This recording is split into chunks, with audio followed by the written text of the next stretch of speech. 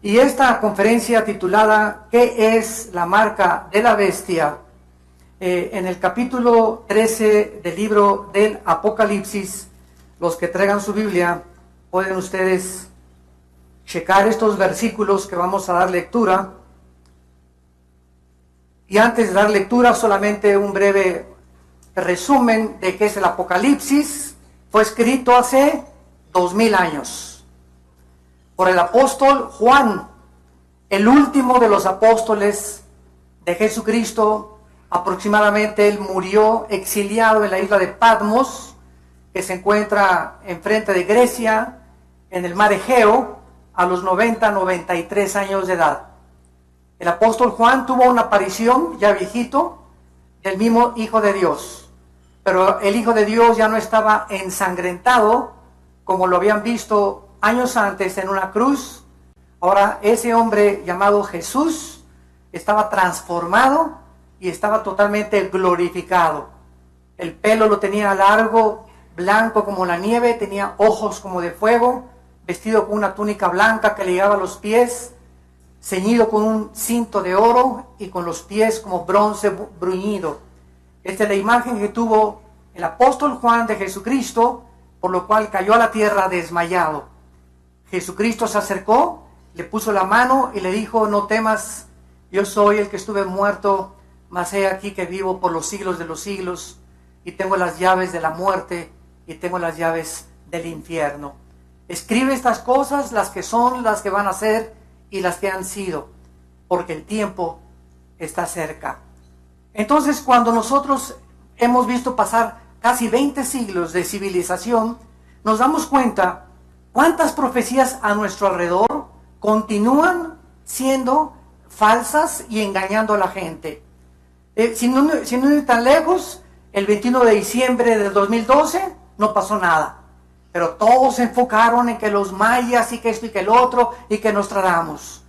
Otro tipo de profecías fue hace poco, para no ir tan lejos, hace un mes, que comenzó a creerse que el próximo papa, que era el número 112 después de Benedicto XVI, iba a ser negro, que se iba a llamar Pedro, porque un hombre llamado Malaquías en el siglo XIV o XV fue al Vaticano y tuvo visiones y escribió la historia de varios papas que se cumplieron las profecías. Sin embargo, hay una ley que vamos a leer en el libro de Deuteronomio, capítulo 18, donde la Biblia dice claramente lo siguiente, para que nosotros sepamos cuando algo que oímos es verdad o no es verdad. Dice Deuteronomio 18, versículo 20, el profeta que tuviera la presunción de hablar palabra en mi nombre, dice el Señor, a quien yo no le haya mandado hablar, o que hablare en nombre de dioses ajenos, el tal profeta morirá. Y si dijere en su corazón, ¿cómo conoceremos la palabra que Dios nos ha hablado? ¿Cómo podemos saber que ese profeta es de Dios o no es de Dios? Muy bien, versículo 22. Si el profeta hablare en nombre de Dios y no se cumpliere lo que dice ni aconteciere, es palabra que Jehová no ha hablado. Con presunción le habló el tal profeta, no tengas temor de él. En otras palabras, profetas como Nostradamus cumplió el 40% de sus profecías, mas no el 100%. Las profecías de Malaquías San Martín se cumplieron con varios papas, inclusive el carácter de ese papa. Pero cuando nos damos cuenta que ningún profeta fuera de la Biblia es exacto el 100%, sabemos que Satanás sabe precisamente el programa de Dios. Sabe que antes de que Cristo venga, va a haber un líder religioso, del cual vamos a hablar a continuación, que se va a levantar en Roma y que se va a unir a un dictador futuro mundial llamado el Anticristo. Y sabemos claramente que hace 2500 años la Biblia estableció las naciones que iban a formar el último escenario mundial. Y son las naciones, damas y caballeros, que ante nuestros ojos están formándose. La Biblia profetiza en Ezequiel 38 que se iba a unir Rusia, Irán, la China, Siria, Alemania y Turquía en contra de Israel. Y son las mismas naciones que en este siglo XXI están haciendo pactos para poder atacar a Israel en algún tiempo futuro. Tenemos claramente en la Biblia que no podemos encontrar absolutamente ningún error. Hace poco también el presidente de Estados Unidos, Barack Obama, anunció un chip que se iba a usar en febrero de este año. Era un chip que se iba a injertar aquí entre los dos dedos, milimétrico o en el entrecejo, arribita de la nariz. Y este chip iba a contener la información del tipo de sangre, la dirección de la persona, a donde la persona había estudiado sus cuentas bancarias. Imagínense nada más la tecnología a la que hemos llegado en el siglo XXI. Gracias a Dios que el chip no se pudo realizar porque iba a ser para controlar las medicinas y los hospitales nada más. No era para controlar la economía. Y pues comenzamos a ser bombardeados. Oiga, ¿qué piensan ustedes de este chip? ¿Que acaso Obama es el anticristo? No, no es el anticristo. Ahorita nadie puede decir quién es el anticristo, como lo vamos a ver a continuación. Entonces, este chip, aun cuando lo hubieran implantado, yo no hubiera tenido ninguna objeción de que me lo pongan. Me lo quieren poner, que me lo pongan. ¿Por qué? Porque los cristianos ya estamos marcados. Tan sencillo como eso, como lo vamos a ver también a continuación. Este chip lo van a hacer en el 2015 y van a comenzar a controlar a las personas en Estados Unidos para que nadie pueda, ¿verdad?, entrar a ningún hospital ni registrarse en ningún lado sin que esta persona pueda tener el registro y el control del gobierno. Muy bien, el número 666 que aparece en el pasaje que vamos a leer, Apocalipsis capítulo 13, es el número misterioso que la Biblia describe como la marca del anticristo. Dice Apocalipsis 13, y se le permitió infundir aliento, versículo 15, a la imagen de la bestia, para que la imagen hablara e hiciera matar al que no la adorara. Y hacía que a todos, pequeños y grandes, ricos y pobres, libres y esclavos, se les pusiera una marca en la mano derecha o en la frente, y que ninguno pudiera comprar ni vender, sino el que tuviera la marca o el nombre de la bestia o el número de su nombre. Aquí hay sabiduría. El que tiene entendimiento, cuenta el número de la bestia, pues es número de hombre, y su número es 666. Damas y caballeros y personas científicos que nos acompañan, ateos que nos acompañan en esta mañana y los que nos ven por la televisión, ¿cómo pudo Juan, el apóstol Juan, hace 2000 años, haber profetizado que llegaría el tiempo en que el mundo sería controlado por un chip si no se hubieran inventado las computadoras? Gracias al invento de las computadoras, está en las manos de los gobiernos controlar y marcar a todo el mundo y a todos los ciudadanos. Si las computadoras no se hubieran inventado, ni tampoco los satélites de comunicación, nunca hubiéramos podido ver esta profecía cumplirse. Entonces, una de las más grandes evidencias de que Dios existe, hace poco tuve un debate tremendo con un ateo inglés. Yo le dije a este ateo, bueno, usted me puede probar empíricamente de que Dios no existe, y pues claro que no. Usted me puede probar, le dije a este ateo, que la materia produce el pensamiento y que la materia produce la conciencia. Usted como ateo me puede decir simplemente, pues el Big Bang, hubo una explosión y el mundo y apareció el universo. ¿Quién produjo esa explosión? ¿Qué fue la causa antes de esa explosión que produjo que explotara eso? ¿O que de la nada produce algo? Sabemos que físicamente la segunda ley de la termodinámica establece que todo se desgasta, que todo sufre un deterioro. Demuestra que el universo tuvo un principio, porque el Sol pierde millones de toneladas más a cada segundo. Las estrellas se están desgastando, estamos recibiendo luz de estrellas que ya desaparecieron. Si el Sol desapareciera, tardaría 8 minutos en regresar la luz aquí a la Tierra para saber que el Sol ya desapareció.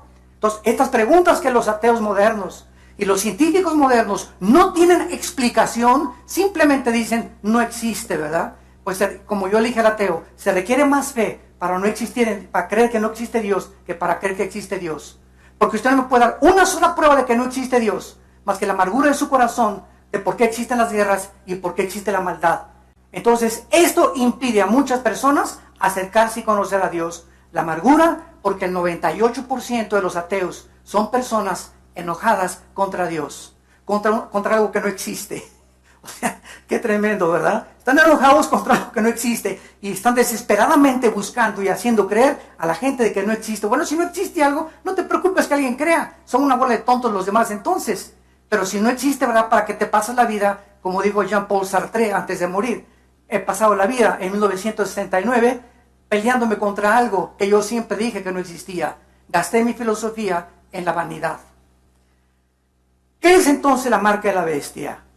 ¿Cuándo serán cumplidas estas profecías?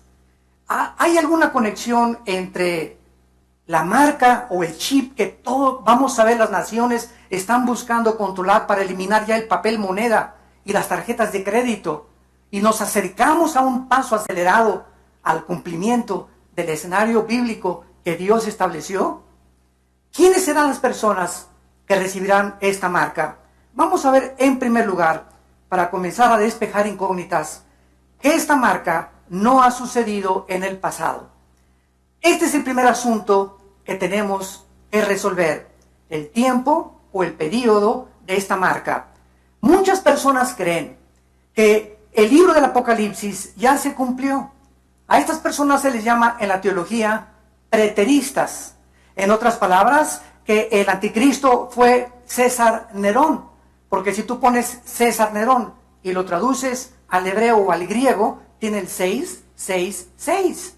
Entonces comenzaron a enseñar que ya Nerón había sido el anticristo y que en el año 70, después de Cristo, cuando el general Tito, hijo del emperador romano Vespasiano, arrasó con toda Jerusalén, fue el tiempo de la tribulación.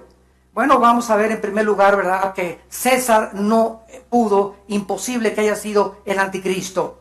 En primer lugar, el libro de Apocalipsis fue escrito 90 años después de Cristo, o en el año 90, perdón, del año primero de la era cristiana. Aproximadamente 60 años después de que Cristo murió. Entonces Nerón vivió aproximadamente en el año 50 o 55 del primer siglo de la era cristiana. En segundo lugar, Nerón no cumplió las profecías que están establecidas en el Apocalipsis. Dice Apocalipsis 3:8 que el anticristo va a ser adorado por todos los moradores de la tierra, cuyos nombres no estaban escritos en el libro de la vida del Cordero que fue inmolado desde el principio del mundo. En segundo lugar, el Nerón no forzó a nadie a marcar, porque no existía la tecnología hace 20 siglos para marcar a nadie, como lo va a hacer el anticristo. En tercer lugar, el anticristo va a ser asesinado con una espada o con un puñal, porque la palabra que se usa en el griego, en Apocalipsis 13, que vi una herida en una de sus cabezas, es una herida producida por un arma punzocortante. Tal vez alguien muy cercano a él lo va a apuñalar al anticristo o le va a encajar una espada, pero la Biblia dice que el anticristo va a revivir. Nerón jamás sufrió una herida ni volvió a vivir. Y finalmente, Nerón no tuvo de aliado a un socio como el anticristo lo va a usar, a un líder religioso llamado el falso profeta. El falso profeta controlará todas las religiones en lo que se conoce actualmente como el movimiento ecuménico internacional, donde están usando la bandera de Juan 17:21 para que todos seamos uno. El otro día nos llegó una carta de una diócesis de Nueva York que nos invitaban a formar parte de un grupo internacional de oración. Pues vamos a orar musulmanes, vamos a orar brujos, vamos a orar hindúes, vamos a orar cristianos, protestantes, católicos, todos vamos a orar por la paz. ¿Qué respuesta les dimos? Simplemente no pueden caminar dos juntos si no estuvieran de acuerdo. Y claro que todos anhelamos la paz, pero tenemos que entender algo, la verdad no la podemos comprometer. Jesús dijo, yo soy el camino, la verdad y la vida. Entonces nos tacharon de intolerantes, que cómo era posible que fue. No estamos en contra de nadie, simplemente estamos diciendo, Jesús vino a traer espada, y precisamente a dividir la luz de las tinieblas.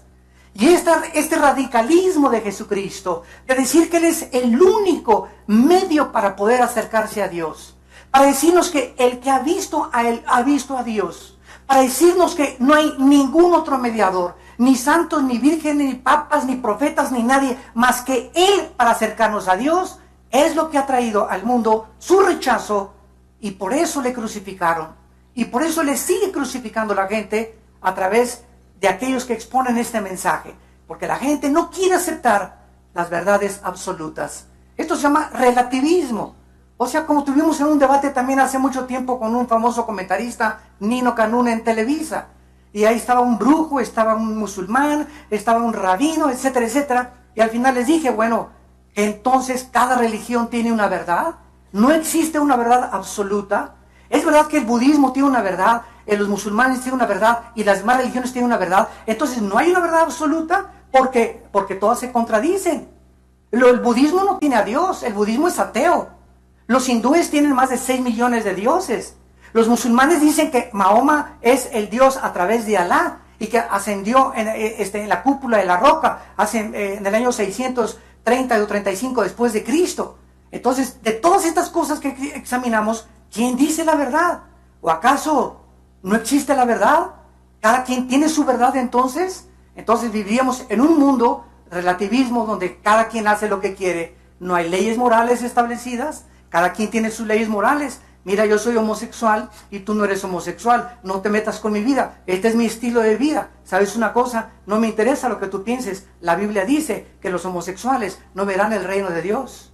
Y que si tú eres homosexual te tienes que arrepentir porque la sangre de Cristo te puede limpiar y te puede dar la purificación que tu alma necesita. Entonces, ¿quién legisla la moral? ¿Quién dice qué es bueno y qué es malo? Hitler y los nazis dijeron que ellos eran absolutamente sumisos al Tercer Reich, al Partido Nacional Socialista Alemán, y que cuando los condenaron en el juicio de Gutenberg allá en Alemania, en Berlín, se defendieron diciendo eso, obedecíamos órdenes, hasta que un abogado les dijo, está muy bien, pero ustedes tenían una cosa que todos los seres humanos tenemos, que es la conciencia. Y por eso cuando en Vietnam, en la guerra de los 60, los soldados americanos regresaron a Estados Unidos, los condenaron en un juicio marcial. ¿Por qué? Porque mataron civiles desarmados. Y ellos decían, es que no sabemos quiénes eran, es que tienes tu conciencia para saber que no vamos a matar civiles, vamos a matar personas que tengan un arma en sus manos. Entonces, si no tenemos leyes morales, somos cada quien el originador de nuestra propia conducta. Si Dios no existe, se vale todo. Si no hay leyes morales, cada quien establece sus 10 mandamientos. Pero hay un Dios, damas y caballeros, en los cielos, que bajó a través de Jesucristo hace 2000 años y nos dejó la Biblia. Y la Biblia es el único manual con verdades absolutas de los billones de volúmenes de literatura que existen en las librerías del mundo.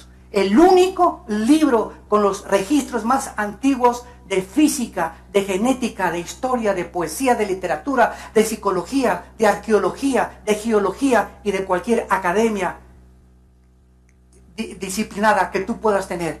Qué maravilloso es este libro cuando sabemos que contiene las evidencias para darnos la seguridad de que cuando la oímos y sabemos que su palabra es cierta, sus profecías se cumplirán. Así pues, la interpretación de que César Nerón fue el anticristo fue totalmente una falacia. Ahora, ¿qué es la marca de la bestia? Habiendo determinado que la marca de la bestia no fue del pasado, ni que tampoco se han cumplido las profecías del Apocalipsis, el siguiente asunto es, examinemos la naturaleza de esta marca futura. Durante la tribulación, dice Apocalipsis capítulo 13, versículo 11, que el apóstol Juan vio otra bestia. En el Apocalipsis se le llama al anticristo no un animal, no un corderito, no un borreguito ni un venadito.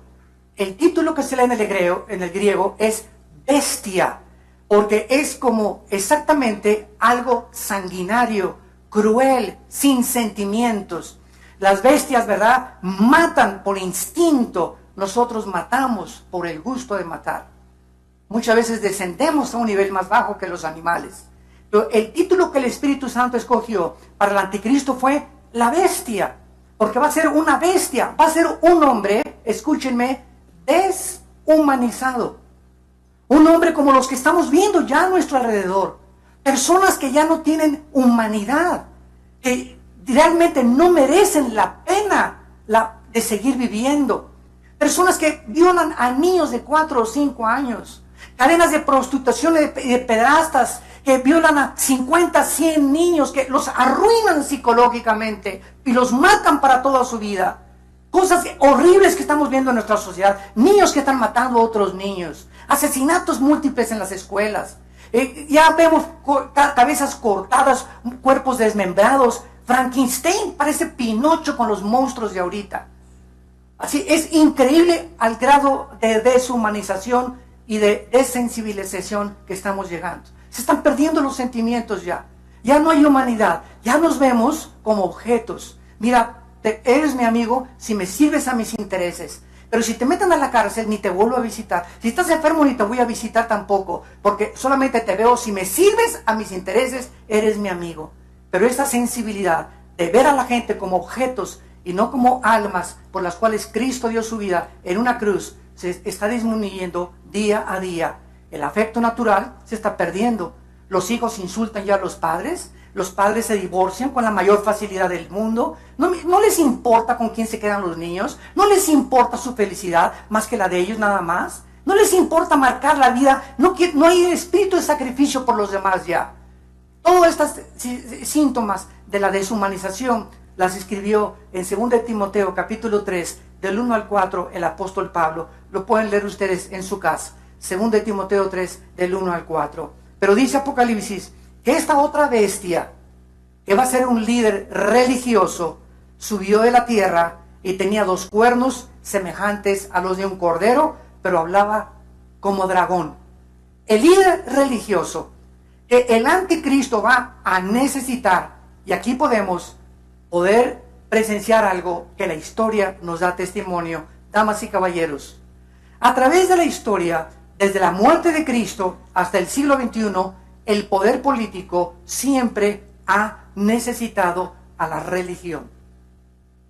Todos los gobernantes necesitan adherirse a una religión que controle esa nación, porque son los votos.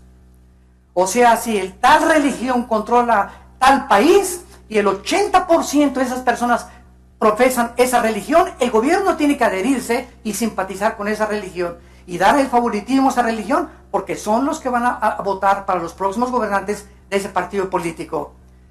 Cuando Cristo murió, había 2 partidos, el partido de los religiosos y el partido del Imperio Romano, el poder político, el poder religioso. ¿Quién fue el que crucificó a Cristo? El partido religioso. El partido religioso vino y vio a Cristo como una amenaza. Ese hombre venía a decirles que estaban equivocados, que las religiones, Cristo vino a decir, las religiones no salvan a nadie. Y Cristo baja del cielo para decirnos, yo no vengo a traer una religión, vengo a traerles un reino. Vengo a hablarles del reino de mi Padre. Vengo a decirles cómo después de que tú te mueras, puedes participar de ese reino. Vengo a decirte que he venido a traerte, a darte vida y a darte una vida en abundancia. Vengo a decirte que no debes estar afanado por tu vida. ¿Qué vas a comer? ¿Qué vas a comprar? ¿Dónde de vivir? Mañana con quién viviré. Y si mi esposo me deja y no tengo seguro social. Todas estas cosas, Cristo dijo en Mateo 6, las buscan las gentes que no me conocen. Pero miren los pajarillos de los campos. Miren las flores del campo que no se vistieron con la gloria de Salomón. Las aves de los cielos nunca están, cuando se acuestan en la noche los pajaritos, mañana voy a llamar a Banamex a ver cuánto tengo. Pío, pío, pío. Dice, no siembran ni guardan en granero los pajaritos, y vuestro Padre los alimenta. Y ustedes entonces, ¿por qué no confían? Que busquen mi reino y les daré todas las cosas, porque he venido para no solamente a darles, a morir y a dar mi vida en rescate por muchos. Entonces, este es el Cristo que crucificaron hace 2000 años. Este es el Cristo que sigue siendo perseguido. No el Jesús de tal o tal religión, porque hay muchas religiones que me dicen, yo creo en Jesús. Y les contesto, ¿en cuál? Hasta mi cuñado se llama Jesús. Yo creo en Dios.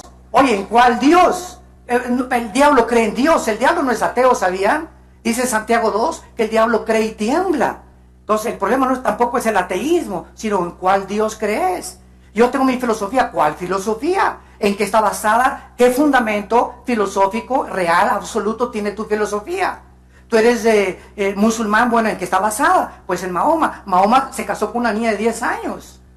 Y después tuvo como 8 o 10 esposas. Si ese crees que es tu líder, bueno, entonces me doy cuenta que moralmente, ¿verdad?, estás equivocado. Yo no puedo fundamentar mi vida moral en alguien que no me da un ejemplo de la moral, como lo fue Jesús, el Hijo de Dios, el hombre irreprensible, con una gloria más grande que la de los mismos cielos que Dios creó. Entonces, esto es el problema que tenemos que enfrentar, porque somos pensantes, damas y caballeros. Tenemos una inteligencia que nos da y nos dice que es la razón la que nos debe de guiar a la verdad. La razón. Y la razón no está en contradicción con la ciencia, ni la ciencia contra la razón. Todo lo contrario. Tenemos que investigar, tenemos que ver y tenemos que saber que podemos encontrar la verdad en el Hijo de Dios. Entonces, es importante que nosotros sepamos esta naturaleza.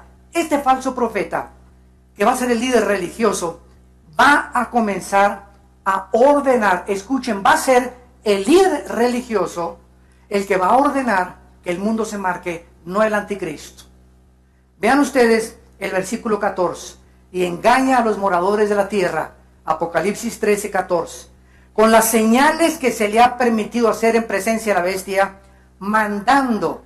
Está hablando del falso profeta, no está hablando del anticristo. El falso profeta va a mandar, va a hablarle a la gente que le hagan imagen a la bestia que tiene la herida de espada y vivió. Y dice el versículo 16, y hacía que todos, pequeños y grandes, ricos y pobres, libres y esclavos, se les pusiera una marca en la mano derecha o en la frente. Será imposible en esos tiempos ser indecisos, pecadores que nos escuchan en esta tarde.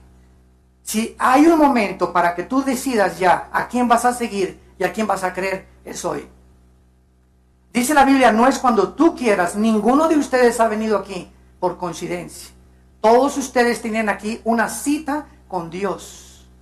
Te pudiste haber ido a Acapulco ayer, o algo pasó, te pudiste haber ido a Tepoztlán, pero estás aquí en el DF disfrutando del DF. Gracias a Dios que no salió la carretera. No saben del infierno que son las carreteras ahorita. No se imaginan 8 o 10 horas de tráfico para llegar a cualquier lugar. Así que bienaventurados sean los que se quedaron en el DF. Pues ustedes que se quedaron aquí, ¿verdad?, están disfrutando de esta conferencia que va a determinar no tus próximas vacaciones, sino tu vida eterna. Y es importante que tú entiendas eso en el plan de Dios. Tú estabas ya incluido y te ha traído aquí Dios para hablarte la verdad. Y muchas veces la verdad duele, pero esa verdad es medicina para nuestro cuerpo y para nuestra alma. Los que no acepten esta marca, dice la Biblia, serán muertos por la guillotina. El anticristo va a usar la guillotina de la Revolución Francesa de Robespierre. Lo que hicieron en la Revolución Francesa, guillotinar a todos, el anticristo lo va a usar. ¿Cómo lo sabemos? Porque la Biblia lo dice, que esa palabra es cortarles la cabeza, los va a decapitar. La decapitación se usará para todos los que no quieran aceptar la marca del anticristo. Dice el capítulo 14 del Apocalipsis, versículos del 9 al 12. Y el tercer ángel lo siguió diciendo a gran voz: si alguno adora a la bestia y a su imagen, y recibe la marca en su frente o en su mano, él también beberá del vino de la ira de Dios, que ha sido vaciado puro en el cáliz de su ira, y será atormentado con fuego y azufre delante de los santos ángeles y del Cordero. Y el humo de su tormento sube por los siglos de los siglos, y no tienen reposo de día ni de noche los que adoran a la bestia y a su imagen, ni nadie que reciba la marca de su nombre. Y así es como funciona el pecado. El pecado no podría funcionar si no nos prometiera placer. Entonces, cuando tú ves a una mujer que no es tu esposa y pones tus ojos en ella, estás disminuyendo. Cada vez que ves a una mujer que no es tu esposa, estás robando de tu corazón el amor por tu esposa. Porque los ojos de Jehová están sobre todos los seres humanos y Dios considera sus veredas. Y cuando nosotros comenzamos a creer que si podemos irnos con otra muchacha o más joven o tener una aventura sexual, la puedes tener, pero ¿sabes una cosa? Las consecuencias serán mucho más, infinitamente más graves que la media hora que tuviste de placer. Cuando tú quieres robar lo mismo, ahorita me robo 500,000 pesos, 1,000,000 de pesos, correcto, y te va a satisfacer cierto tiempo, pero el gozo del pecado es corto, dice la Biblia. No puede durar el pecado porque dinero mal habido será maldecido por Dios. Nadie que me escucha y a través de la televisión que tenga dinero, que no haya hecho honestamente, lo podrá nunca disfrutar. Porque para que podamos disfrutar lo que tenemos, necesitamos la bendición de Dios. Dice en Eclesiastés capítulo 6, versículo del 1 al 2. He visto un mal debajo del cielo, a personas a quienes Dios les da dinero, les da honra, hasta salud. Nada les falta, dice el rey Salomón, de todo lo que tienen. Pero Dios no les da el don para que disfruten lo que tienen. Entonces, una cosa es que tú veas a tu compadre con su carrazo y por aquí, mi compadre se divierte y va a discos, y aquí yo estoy en una reunión de oración. Hoy, el domingo están en Acapulco y aquí estoy yo en la iglesia. Bueno, aparentemente, ¿verdad? Así pasa. Pero no tengas envidia, dice el Salmo 37, de los inicuos, porque como la hierba serán cortados y nunca podrán disfrutar lo que tienen. El proceso y el camino de Dios es sembrar y esperar que crezca el fruto. Y cuando venga el fruto, no te imaginas la cosecha tan grande que Dios tiene para todos nosotros. La Biblia es muy específica de la forma en la que este falso profeta va a hacer que la gente sea marcada con el 666. Ahora bien, ¿qué es una marca en la Biblia? Vamos ya a profundizar un poco más. ¿Por qué una marca? ¿Por qué hace 2000 años el Espíritu Santo escogió que sería una marca la que el anticristo? ¿Y por qué el 666? ¿Por qué no el 77? O el 555. Quiero decirles que no hay una sola palabra en la Biblia que no haya sido escogida por Dios. Todo tiene un significado espiritual, como lo vamos a ir desarrollando. Muy bien. La palabra marca en la Biblia tiene 3 implicaciones. La primera, en Daniel capítulo 3, versículo 1, hace 2600 años, es interesante que el rey Nabucodonosor, el rey que dijo Saddam Hussein que él era la reencarnación de Nabucodonosor y que él iba a reconstruir los jardines colgantes de Babilonia, el rey Nabucodonosor mandó edificarse una estatua. Y escuchen las medidas de esta estatua. Versículo 1. El rey Nabucodonosor hizo una estatua de oro cuya altura era de 60 codos y su anchura de 6 codos. 666. Vemos en primer lugar que esta marca del 666 está relacionada en la Biblia con la idolatría y con el paganismo. El 666 está relacionada con la idolatría y el paganismo. Ahora entiendes por qué los grupos como los Rolling Stones, Judas Priest, y esos épocas de las 60, 70, 80 de los heavy metal, esos grupos, ¿por qué usaban en las portadas de sus discos el 666? ¿De dónde lo sacaron? Tú nunca ves a un padrecito con el 666, ¿verdad? Ni a un pastor con el 666, menos al Papa, ¿verdad? Entonces, ¿por qué estos grupos satánicos que siempre proclamaron tenemos relaciones con Satanás, como la palabra de Kiss, que significa kingdom, en inglés significa reino al servicio de Satanás, lo que significa Kiss, el reino, king al servicio de Satanás.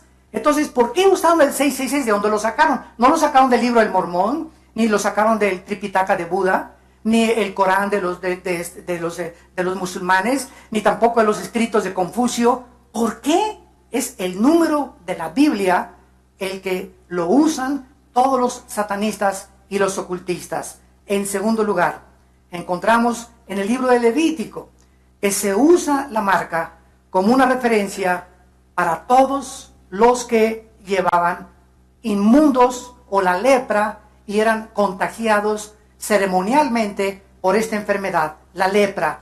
En segundo lugar, el 666 no solamente está asociado con la idolatría y el paganismo, sino también con la inmundicia mental. La inmundicia mental. Dice la Biblia, no se conformen a este mundo, transfórmense por medio de la renovación del entendimiento, Romanos 12:2, para que comprueben cuál sea la voluntad de Dios, agradable y perfecta. Quiero decirles esto, que ninguna persona que se llame cristiana, entre comillas, y tenga pensamientos inmundos, conocerá nunca la voluntad de Dios.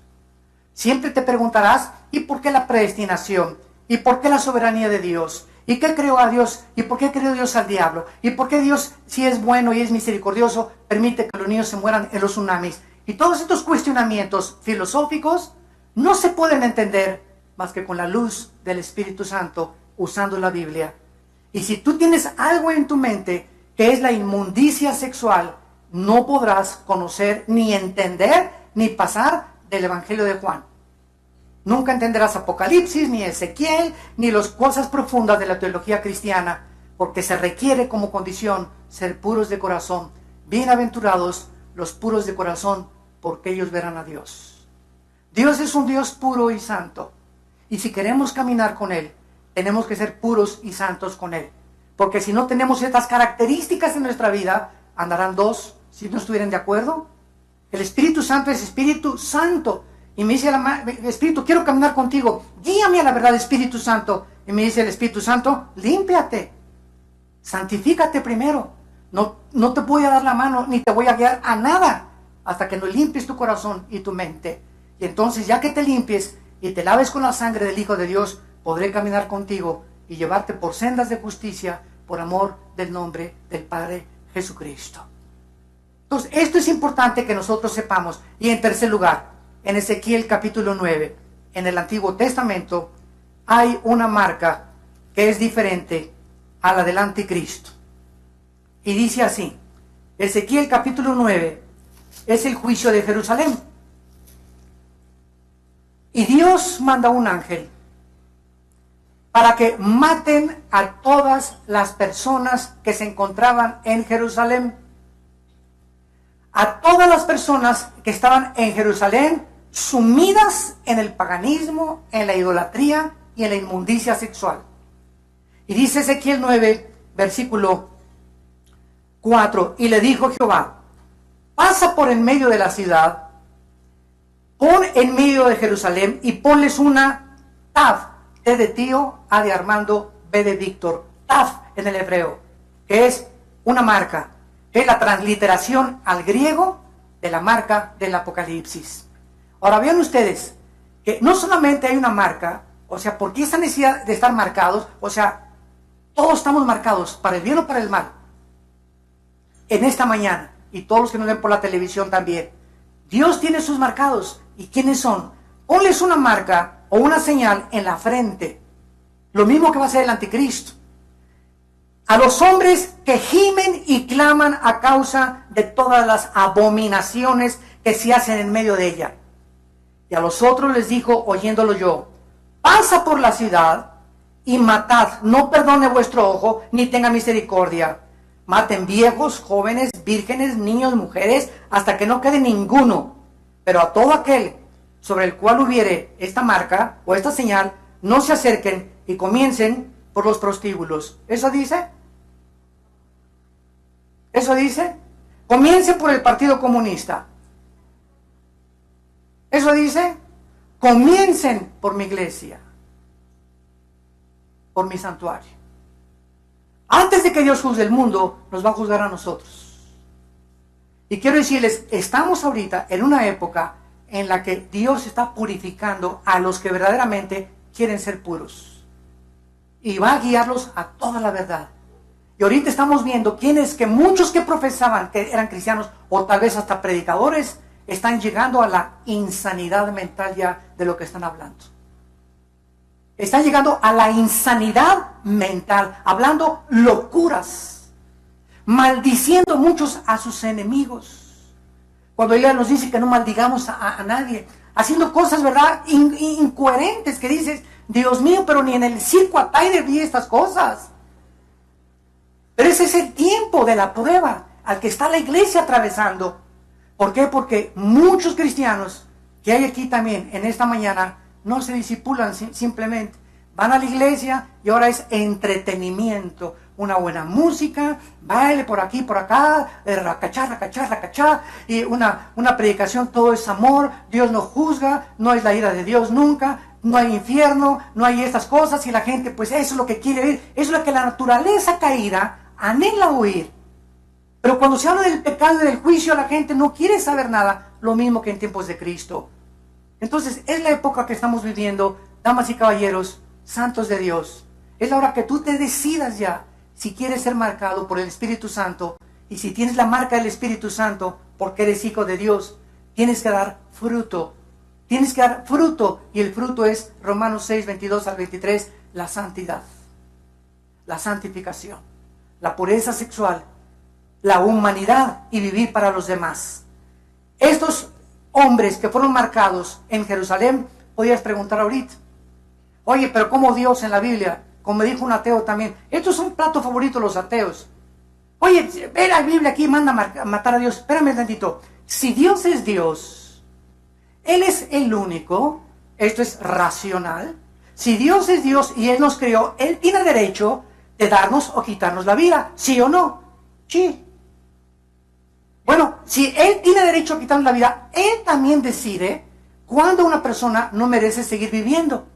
Y por eso mandó matar a los cananitas y tantos exterminios que hubo en la Biblia, que los ateos usan como genocidio, cuando no saben que el motivo no fue el genocidio, porque para poder decir que asesinó es con premeditación, alevosía y ventaja y por venganza. Entonces Dios es el único ser, la única criatura que tiene el derecho y la soberanía, porque tiene que ser soberano, de decidir quién muere y quién vive. Y si Él te quiere llevar a través de un terremoto y que te caiga un ladrillo en la cabeza, o si quiere llevar a niños para que no sigan sufriendo a través de un tsunami, o quiere a través de una erupción volcánica, o a través de un balazo en la calle, no sé cómo, todos nos vamos a ir de diferente forma. Es Dios el que va a escoger cómo te va a llevar a ti y cómo me va a llevar a mí. Entonces, Él es soberano. ¿Quién puede discutir con Él? Cualquiera que discute con Él está oscureciendo la sabiduría de Dios, porque te pones en una posición que es irracional, creer que eres más inteligente que tu propio Creador. La pregunta para las personas en esta mañana, ¿verdad?, que vivan durante la tribulación, porque muchos de ustedes, Dios no lo quiera, pero muchos de ustedes, este mensaje lo vas a oír en los próximos años, cuando millones de cristianos desaparezcamos del globo terráqueo a través de lo que se llama el rapto de la iglesia. La Biblia dice que ahorita el próximo evento profético de Dios es el arrebatamiento de la iglesia. Si me preguntas qué siguen las profecías bíblicas, que millones de cristianos desaparezcamos de la noche a la mañana. Y van a decir que nos llevaron los ovnis.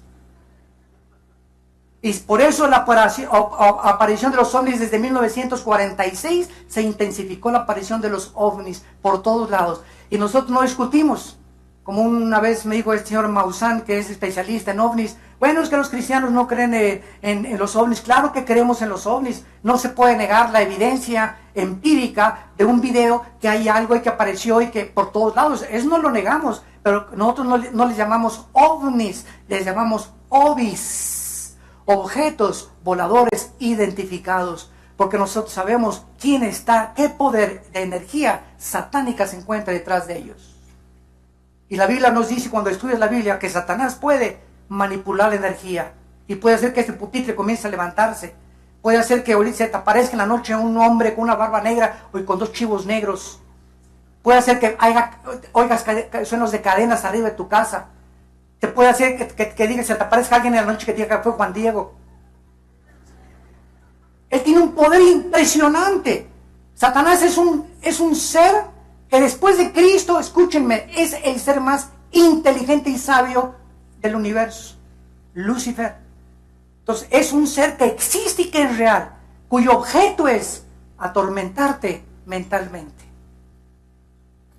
El objetivo de Satanás es atormentarnos mentalmente, llevarnos a una depresión, a la ansiedad, a la angustia, a pintarnos un cuadro negro. No, tú ya no vas a salir de perico perro, ya nunca te vas a casar, ya nunca te va a ir bien, ya no puedes levantarte, ahí te vas a quedar tirado. Este es el cuadro que Satanás le pinta a la humanidad, Pero Jesús dice, yo soy la resurrección y la vida. He venido para que tengan vida y para que la tengan en abundancia. He venido para que prosperes espiritualmente en todas las cosas que tú emprendas.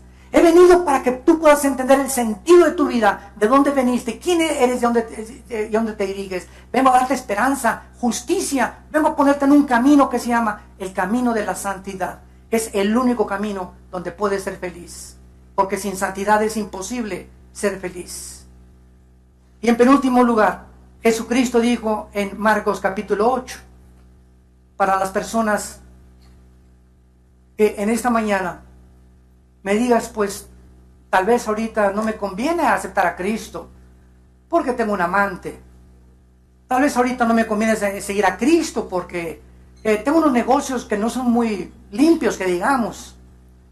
Ahorita no me conviene servir a Cristo. Escúchame, un hombre igual a ti, que pensó eso hace 2000 años, y dijo lo siguiente: alma mía, muchos bienes tienes, descansa, repósate, ya tengo seguro el banco, ya tengo seguro en mi futuro.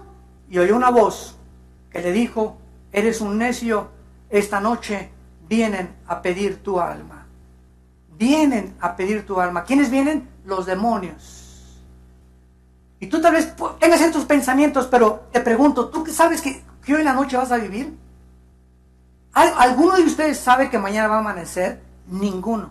Nadie de los que me escuchan. Dice la Biblia, cuando oigas su voz, no te endurezcas. Hoy es el día que Dios te dice, claro, yo veo que estás atado. Estás con cadenas de adulterio, de homosexualidad, de pornografía, de traición, de engaño, de mentiras, de lo que tú quieras. Pero hoy he venido a romper esas cadenas. Confía en mí. Yo sé que tú no vas a dejar a tu amante, no vas a dejar los negocios ilícitos, pero si tú me pides que entre a tu vida, yo te voy a dar el poder para que tú puedas vivir la vida que yo quiero que tú vivas. Dios no nos dice, primero pórtate bien y ven a mí. Dios nos dice en el Evangelio, vengan como están. Si tus pecados fueran negros como el carbón, como la blanca lana vendrán a ser. Ven cómo estás y encontrarás el fruto de la vida en la persona del Hijo de Dios. Dice la Biblia en Marcos capítulo 8, versículo 35, el que quiera salvar su vida, la va a perder. Y todo el que pierda su vida por causa de mí y del Evangelio, la salvará. Esta es la decisión que todos ustedes tienen. Es que si me entrego a Cristo, ya no voy a poder divertirme como mi compadre, no voy a tener amantes, no voy a poder fornicar. Es que el engaño consiste en que te ha hecho creer Satanás que ahí está la felicidad. Y tú te das cuenta que la fornicación, las madres solteras, los pederastas, la homosexualidad, las cárceles, los hospitales psiquiátricos, las clínicas de rehabilitación, son instituciones por todos lados para personas engañadas que creyeron que iban a ser felices o que iban a ser mejores que otras, viviendo en el camino de la perdición y del pecado. Ese es el engaño precisamente que existe en el mundo. Es como una niebla que los seres humanos no saben cuándo está la felicidad.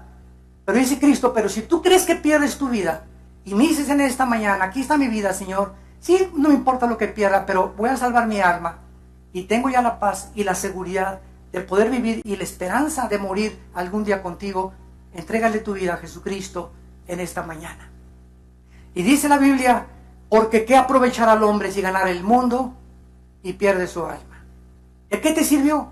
Ganaste, tal vez fuiste hasta presidente de la República, gobernador del Estado de México, diputado, juez, procurador, o artista de cine, o cantante, o músico famoso, guitarrista famoso, o deportista famoso, y alcanzaste y llegaste a la gloria. Y cuando llegues ahí arriba, ahí en la abundancia, no vas a saber manejar el dinero, no vas a saber manejar la gloria, y por eso son divorcios, depresiones, drogas, alcoholismo, porque no saben cómo manejar eso. Nos volvemos dioses. Creemos que podemos manejar eso y no somos capaces de hacerlo. Aquel que no conoce la historia está condenado a volver a repetirla. Es la historia de todos los Césares, los emperadores, los dictadores, cantantes famosos, artistas de cine de Hollywood. ¿Cómo acaban todos?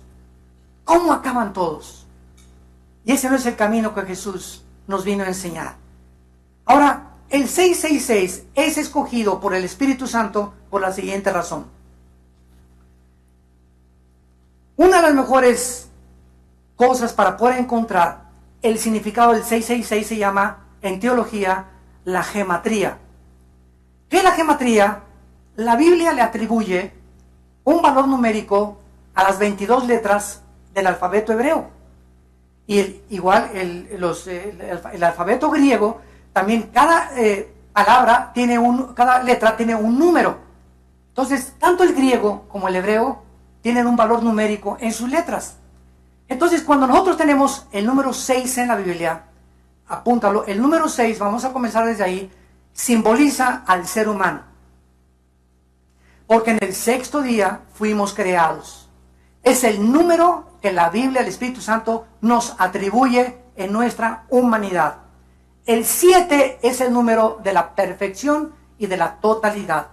Y el 8 es el número de Dios. Si tú pones la palabra Cristo, Señor y Mesías, cualquiera de esas tres palabras en el original griego suman 888. Y cualquier número que sume el 666 está asociado con lo que ya hemos visto anteriormente. Ahora bien, el 6 simboliza el ser humano, el 3 simboliza la Trinidad. Vean ustedes, 6, 6, 6. ¿Qué significa? El ser humano elevado a Dios. La última pieza de arte de Satanás, el anticristo. Desde el principio de la creación le dijo a Eva, en Génesis 3, serás como Dios, conociendo el bien y el mal. Y desde hace 6,000 años aproximadamente hasta nuestros días, el ser humano se ha creído Dios. Los césares romanos mandaron a adorar a la gente que los adorara como Dios.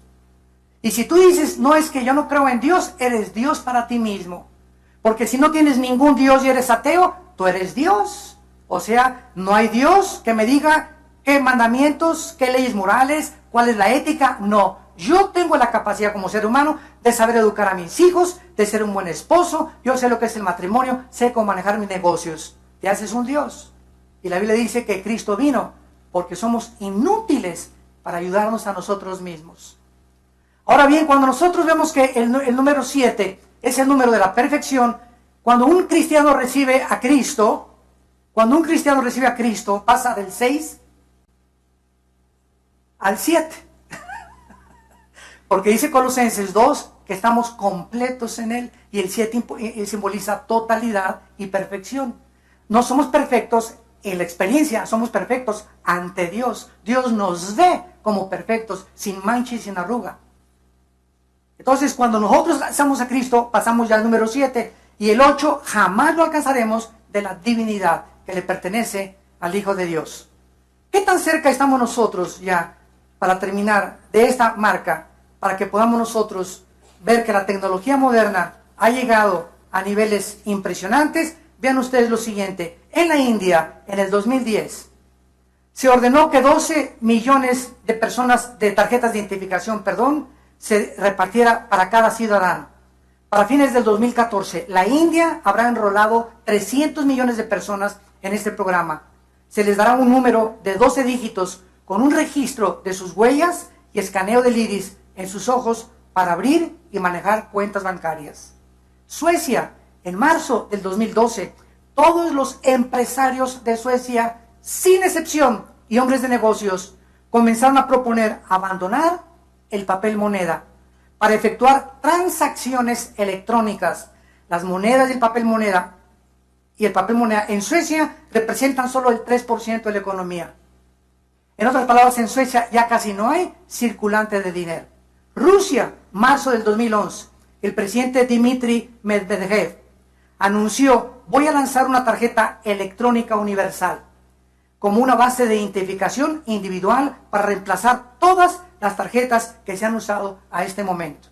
Estados Unidos, el presidente Obama produce en el 2012 con una compañía impresionante de tecnología un chip que no pudo lograrse implantar en los ciudadanos hasta el 2015.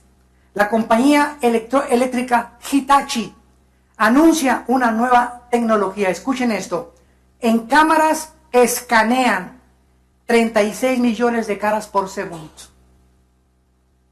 Una cámara que escanea 36 millones de rostros por segundo.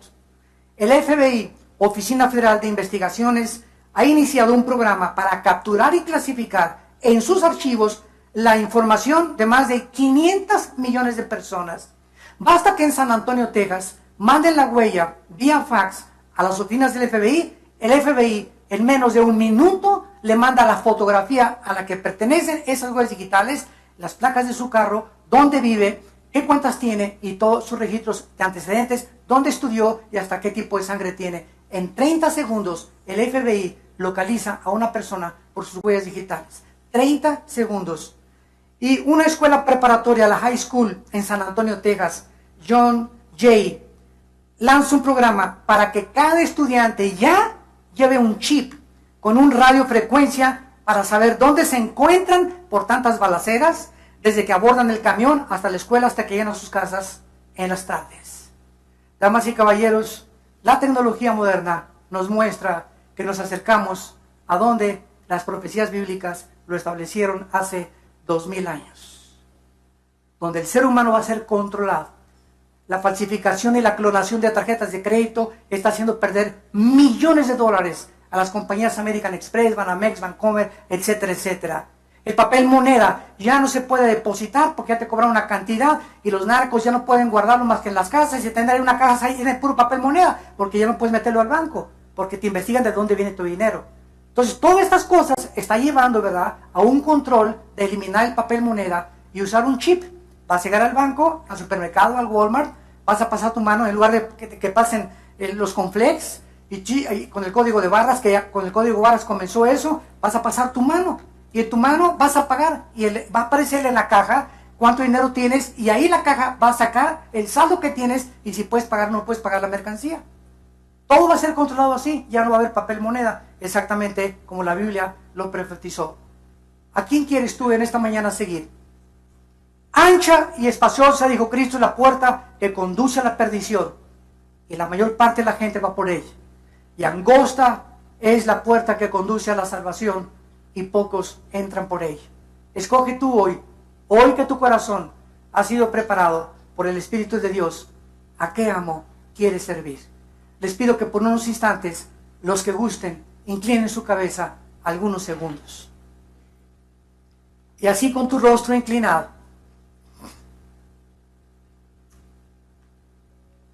hoy que el Espíritu de Dios te ha hablado a través de la Biblia, dile a Dios: Señor mío y Dios mío, he vivido perdidamente, sin conocerte. He vivido para mis intereses personales y te pido perdón por mi egoísmo, por mi soberbia de creer que yo puedo manejar mi vida, mi matrimonio y nuestros hijos. Gracias porque creo que en esa cruz tu santo Hijo Jesucristo murió y derramó su sangre preciosa para que tú me pudieras perdonar. No por mis obras, ni por ningún sacrificio que haya hecho, sino por tu gracia y porque has tenido misericordia de mí, tal como soy de pecador. Señor Jesús, gracias por haber muerto en mi lugar, por haber pagado una cuenta que yo nunca hubiera podido pagar de mis pecados. Ahora te pido, sinceramente y con todo mi corazón, que entres a mi vida. En este instante, te recibo como mi Dios y mi Salvador, como el soberano del universo. Quiero seguirte y conocer la verdad, y sé que la verdad me va a hacer libre. Te pido perdón por mis pecados, me arrepiento con toda mi alma, y te doy gracias por el poder que ahora tú has depositado a través de tu Espíritu Santo para que yo pueda vivir para ti. En el nombre de Jesús. Amén. Gracias a Dios por este libro. Gracias a Dios por la Biblia. Gracias a Dios por la Biblia.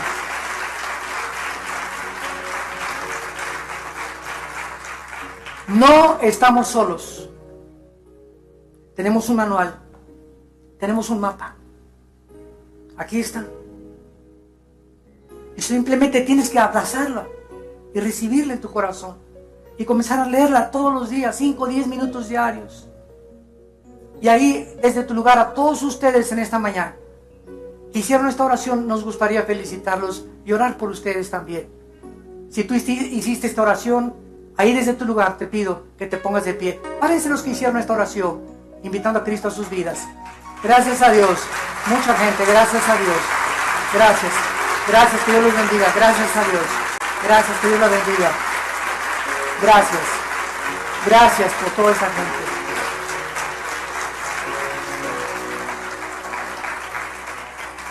Bienaventurados los pobres en espíritu, porque ustedes verán a Dios. Bienaventurados los que lloran, porque ustedes serán consolados. Bienaventurados los que en esta mañana se han arrepentido de sus pecados y han acudido a abrazar la cruz, la cruz, la cruz, donde el Hijo de Dios hizo la redención humana, haciendo la paz mediante su sangre con su muerte en la cruz. Dichosos y felices sean todos ustedes que han tenido la oportunidad de oír el mensaje más glorioso que un ser humano puede escuchar, el Evangelio de la gracia de Dios. Que Dios los bendiga y que